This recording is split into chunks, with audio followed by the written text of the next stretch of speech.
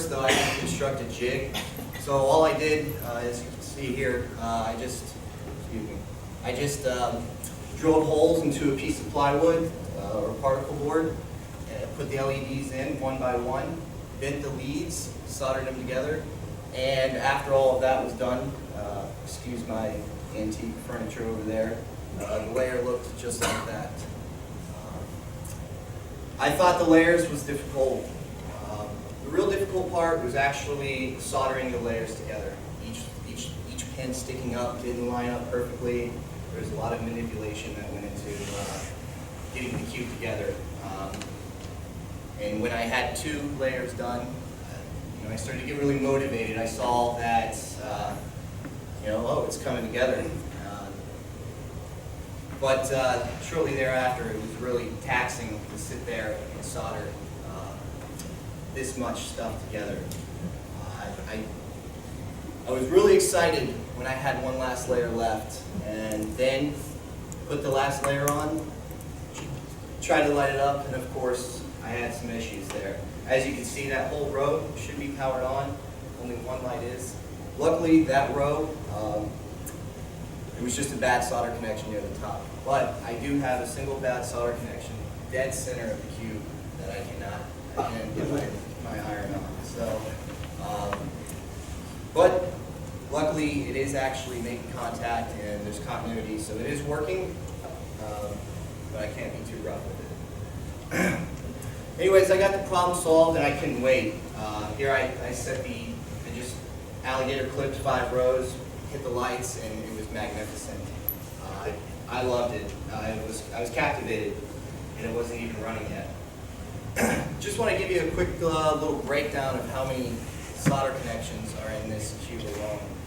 With 512 LEDs, each LED has 2 legs. That's 1,024 solder joints alone. Just in the LEDs. There's 4 support wires per layer. That amounts to another 256 LEDs. In the cube alone, not considering the LEDs I had to replace, there's roughly 1,300 solder joints. So it is a large percentage of solder this object is composed of. Quickly built them out. I decided to go with wood. My father said, with a name like Mason, why didn't you go with brick? It just didn't seem like a good choice, but went with wood, just painted it up, put the holes in, put the lights in there. This was a very hard task.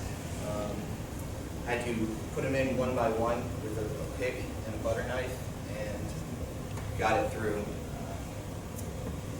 Had a clean circuit and everything until I started having to wire each shift register together, and it turned into total madness.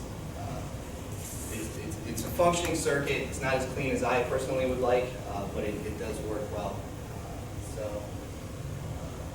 Just want to show 148 connectors there, additional 8 connectors for ground, roughly 160 connectors went through. It does have its own 5-volt power supply in there, supplying up to 20 amps. With each LED on, this does pull about 15 amps. 20 milliamps times 512, it's roughly 15 amps. So it's pulling some serious current. However, if I did leave the cube on, it would fry my circuit. Shift registers I have in there aren't rated for that kind of current. The transistors aren't either. That's okay, because the way that the system works is it pulses the LED, and it never reaches its peak current or continuous current. It's pulsing it so fast that it actually looks like it's on. It uses something called persistence of vision. Made all the connections. This right here, I had to go celebrate. Once I had it all done, it was time to fire it up. Many people know who do programming or anything, the hello world. Everyone does their first hello world, and so I did mine with the cube. That was a very satisfying moment. Ladies and gentlemen, without further ado, I'd like to show you guys the LED.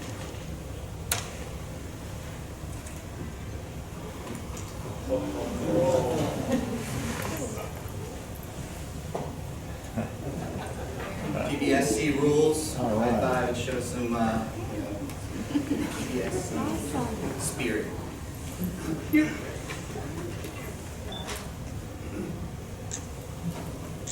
I do have a dim layer there. I do know that I'm definitely hitting the peak for my transistors, and I think it is a crummy transistor. It was probably about 7 cents, 6 cents, so I didn't expect it to be 100% bright. I'm glad it came out the way it did.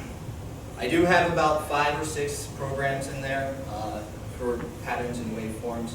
Unfortunately, I am limited to programs that I can put in there simply because of my C+ programming knowledge. It does use an Arduino, but I certainly intend on adding more and more to this program, especially with the instrumentation, future flex sensors, touch sensors. I think it'd be great to have a proximity sensor. As soon as I walk in my bedroom, it turns on, greets me, saying hello.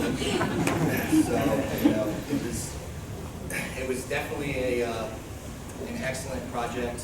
I've learned so much. I've touched shift registers here, but I've never hooked up 8 shift registers in series and started programming them. So this was a valuable learning tool, and it will be for a while to come. Like I said, this is phase 1. Phase 2 is just around the corner. Ladies and gentlemen, thank you.